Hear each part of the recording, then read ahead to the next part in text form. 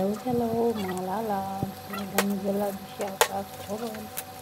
Ayan, mag-isiwa ho tayo ng chicken ng manok para tayo gawa tayo ng tinola. Ayan mga lalabs, iwain muna natin para makagawa na tayo ng tinola. Ayan mga lalabs, bilis-bilisan lang, ingat-ingat lang sa pag-isiwa para hindi mahiwa ang dalawa. Lagay ko na guys ang bawang. Malawad. Nilagay ko na ang bawang.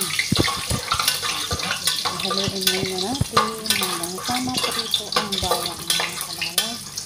Pag prito na ang bawang, isunod na natin ang luya.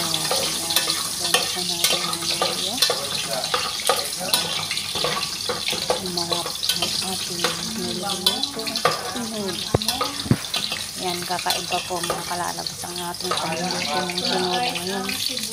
Yan, bigay na po ang sibuyas. Haluan po natin yung dahon ng tanglad. Kasi nakita ko sa isang kaibigan sa YouTube na yung tinola niyang niluto ay may tanglad. Kaya hindi natin kung anong lasa. Naprito na natin ang mga sangkap, bawang, luya at sibuyas. Naprito na yan mga kalalaw. Paglanta na ang mga sangkap ay saka naman ilalagay natin ang Naprito na guys ang nahiniwa-hiwa natin na nilinis na yan mga kalalaw. Ayan, ilalagay na po natin ang chicken. Ayan, para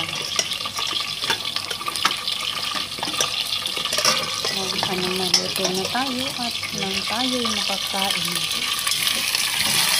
Lagyan na natin lahat ng kalalab para na-isal-isal na. Napabilis na ang pagluluto. Gutom na.